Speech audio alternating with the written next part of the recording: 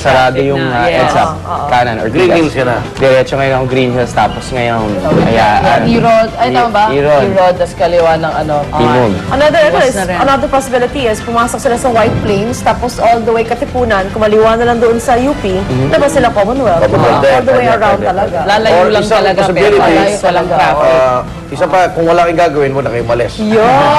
Panoorin nyo na lang sa unang hirit live pa dahil nandun kami mismo sa mga mahalagang Mas makakalapit pa lugar. kayo. Kaso may pasok opisina eh. Oo nga pala. Opisina may pasok. Mga estudyante lang po, walang pasok ha.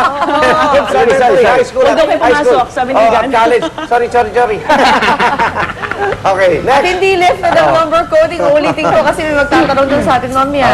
Okay, bago pa ang nakatakdang selebrasyon mamaya kahapon, dumalo po sa unveiling ng isang portrait alay kay dating Pangulong Cory Aquino. Ang presidential sisters na sina Balsi Aquino Cruz, Pinky Aquino Abellada at Viel Aquino D. Salazar Green Hills. Pinangunahan ng magkakapatid ang pagbubukas ng handog ng sining kung saan tampok ang artwork ng kanilang ina, maging ang iba pang likhang sining kaugnay sa 1986 People Power Revolution. Ayon sa magkakapatid, matapos ang 25 taon, bukas na sila para maibahagi ang kanilang relasyon ngayon sa pamilya Marcos. Myself, honestly, wala na akong anger, walang hatred. The time really heals. I think there's no hatred in my heart, you know. So, pero yung sabihin mong super close, syempre, I don't know, maybe it will take time din. Ay, okay. Ang galing naman ng Aquino sisters. Simpleng-simple, no? Sa mga magkakapatid. Pero how would you feel? Like, sabihin natin, kamag-anak niya or naging daddy niya si Marcos, tapos yung medyo katrabaho mo ngayon ay anak naman ni Cory. Parang kalaban. Di ba? Mahirap pa rin kasi, tignan mo, simpleng pahayag pa lang ni Bongbong. Parang nagkaroon na naman ng ano, di ba? Hindi na naman. Yung sabi niya na, kung hindi natuloy yan, dapat Singapore na tayo. Di ba? Nagkakanya-kanya naman, reaction na naman. Sana nga yun nga, yung mag-heal na yan. 25 years ago na eh. Ano nangyari, te? Pero yung new generation naman, may pag-ano naman na nagmumove on sila. Kasi di ba nung namatay ang dating Pangulo, bumisita yung mga anak. Yes. New generation. Samantala, well, bagay na bagay rin pala sa celebration ng EDSA 25 ang ating ihirit ngayong umaga para sa mga suki natin sa Facebook at Twitter. Yan ay dahil may special guest tayo sa ihirit. Walang iba kundi si His Excellency Pinoy. That's right. Kaya imbes na sagot, kayo po ang magbibigay ng tanong kay Pinoy. Kahit na anong tanong, pwede niyong ibato sa kanya sa pamamagitan ng ating i-hear it. I-post niyo yan sa aming Facebook page o i-quote-unquote like niyo ang ating Unang Hear It fan page. I-search niyo lang ang Unang Hear It official fan page sa Facebook. Sa Twitter naman, mag-DM o direct message kayo o mag-reply sa aming account ng Unang Hear It. Kaya post na, tweet na, i-hear it niyo na. Hihirit tayo ng question. Sasagutin ba? Sasagutin. Sasagutin. Dapat. Alam question lang.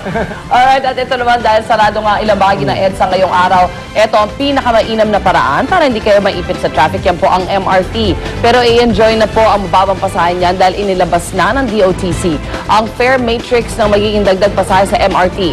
Sa bagong fare matrix ng MRT, 25 pesos na ang maximum fare ng MRT, pero mas mababa naman sa una nila naging proposal. Habang ang LRT 11 pesos sa magiging base fare na madadagdagan ng piso sa bawat susunod na kilometro.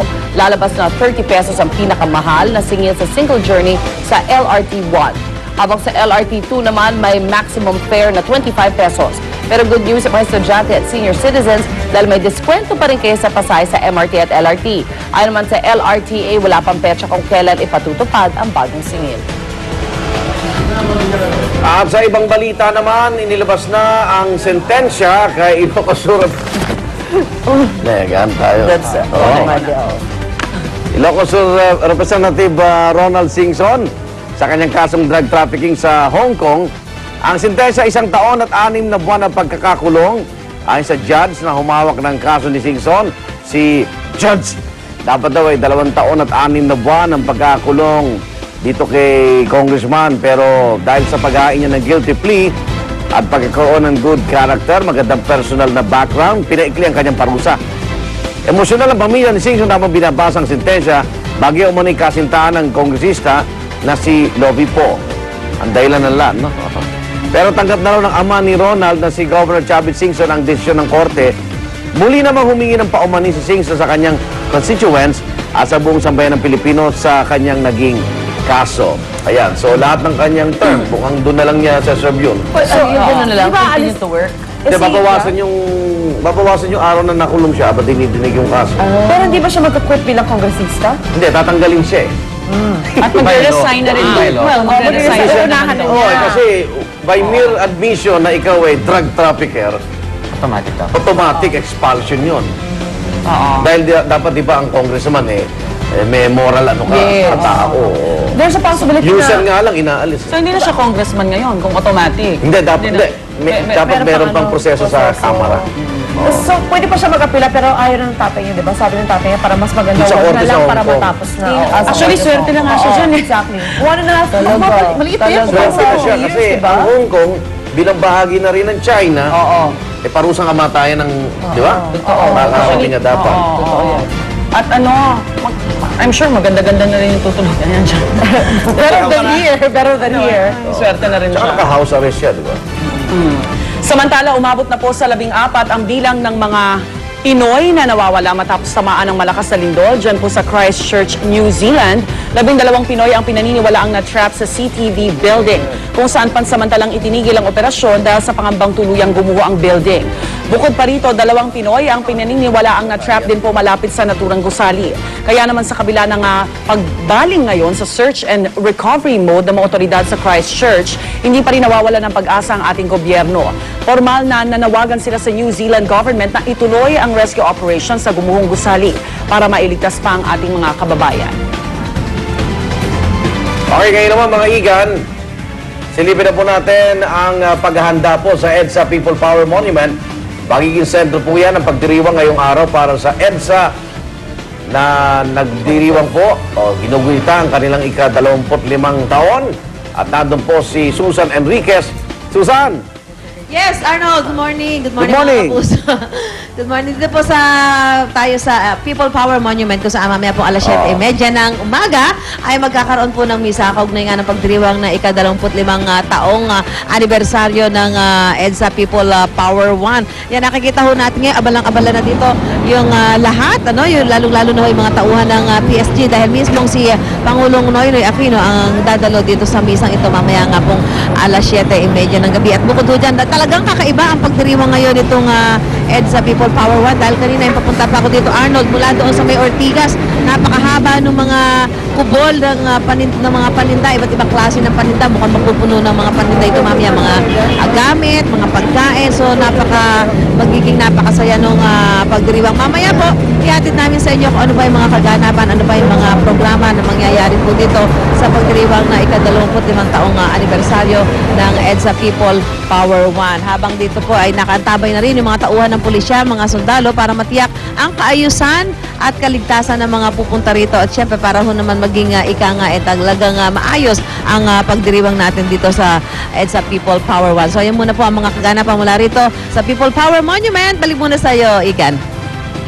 Okay, maraming salamat, Susan Enriquez. Ayan, very historical po talaga yan kasi yung mangunguna dyan, anak na nung nanguna 25 years ago. Wow. Diba? Oo. At wala naman sa malungkot na balitang yan sa, New Zealand po. May magandang balita naman tayo mula sa Libya. Bakit? Merong 14 na Pinoy na ligtas na nakatawid ng border papuntang Egypt. Ang pinakaunang nakatawid at nakaligtas sa kaguluhan sa Libya ay ang babaeng enhinyero na si Judith Tuvera. Ayon kay DFA spokesman Asek Ed Malaya, namamalagi na ang mga Pinoy sa ating embahada sa Cairo. At paniguro ng kagawaran, hindi na kailangang problemahin ng mga tatawid na Pinoy ang dokumento o passport dahil naka-standby na ang emergency team nila sa border ng Libya at Egypt para tulungan ang mga Pinoy na kailangan ng dokumento. Si Pangulong Noynoy Aquino naman, tiniyak na ginagawa ng gobyerno ang lahat para mapabilis ang paglikas ng mga Pinoy sa Libya. Alam mo yung impression na wala silang ginagawa, parang unfair, no? Oo. Kasi ang laki ng Libya eh. Tapos may access tayo sa komunikasyon sa mga Pinoy. Nagsusumbong sila, hindi na alam saan sila pupunta. May nakalagpas na nga ng Egyptian-Libyan border. Sariling kayon, 12 yun. Sariling kayon. Pero nandun yung mga ano natin eh, mga Tao natin, tao ng embahada, ng konsulado. May pinadala na po dyan na meron pang lugar sa Christchurch, sa Christchurch sa New Zealand, kung saan sila pupunta. Pero yung mga Pilipino tumatawag po sa atin dito, hindi na alam eh. Sino pupunta? So, wala Paano yun? So, ibig sabihin, hindi kayo nagkikita dyan. nagko-coordinate. Kasi nakikita nila na yung iba raw nasyonalidad, ito naman malungkot. Nakikita, inaalalayan ng ibang bansa, like yung gobyerno ng Amerika, alam. Yung ibang mga nationality. Ang Pinoy, nagkukusa daw. Kanya-kanya? Hindi, Sarili iligtas nila. yung kanilang sarili. Sariling Kasi sila sikap. mismo yung tumatawag eh. Di ba? Tatawag sa kamag-anak, yung kamag-anak tatawag dito sa GMA, sa DCWB, makakuha natin yung number, i-interview namin sa radyo, parang, pero ang Napakahaba nung dinadaanan. imposible kasi, napaka-tanga at engot naman natin na hindi tayo kikilos. Napaka-imposible yun kasi may mga nakalatag na di naman to bago sa atin eh, di ba? Na first and foremost, talagang dapat iligtas natin yung ating mga kababayan. Ang problema ko, pati hindi kayo makita-kita doon. Di ba? Na may tao talaga tayo sa Meron border. naman, oo. Meron Libya naman, and meron naman. Egypt. Oo. So, at saka sunod-sunod na tinututukan natin eh. Problema ng Libya, problema ng New Zealand. Diba? Oo. Sa Libya, ang problema nila doon, hindi makalabas kasi may mga namamaril. Oo. Sa New Zealand naman, syempre, yung mga natabunan.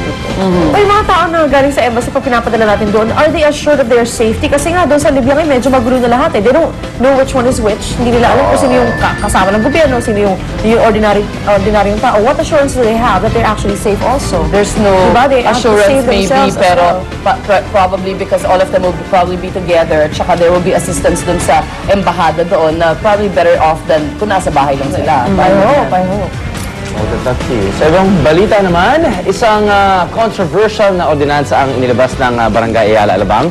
Sa ordinansang ito, pinagbabawal na ang pagbebenta o pagbili ng kondom. Alam mo yan, nasa gilid lang Kung ako eh. walang prescription mula sa doktor. Ang multa sa lalabag sa ordinansa aabot hanggang 5,000 piso. Wow. Wow. Expensive sex, ha? Depensa ng barangay, ibinase lamang nila ito sa RA 5921 o ang pharmacy law, kung saan pinagbabawal ang pagbebenta ng mga contraceptive kung hindi inireseta ng doktor. Marami agad ang nag-react na residente sa bagong ordinansang ito, kabilang na ang international singer na si Lea Salonga, na idinahan sa kanyang Twitter account ang kanyang pagtataka sa ordinansa. Maging si dating DOH Secretary Esperanza Cabral kontra din sa ordinansa. Paso na raw ang naturang batas na ipinasa noon pang 1969. We thought that it might provide a model for similar barangays to follow in our footsteps. Nalalabag yung karapatan naming pantao. Dapat malaya kaming magpasya kung gusto namin gumamit ng family planning dahil kailangan tandaan nila na ang Barangay Ayala Alabang ay wala sa Afghanistan at sila ay hindi mga Taliban. Iba Kita ko lang sa smile niya. Mrs. Secretary, no? Uy, pero yung mga condoms OTC, over the counter yan, di ba? Kahit sa pumunta, bibili mo alam yan ko eh. hindi na kailangan reseta yan eh. Actually, hindi nyo na kailangan Convenience i-reseta store kasi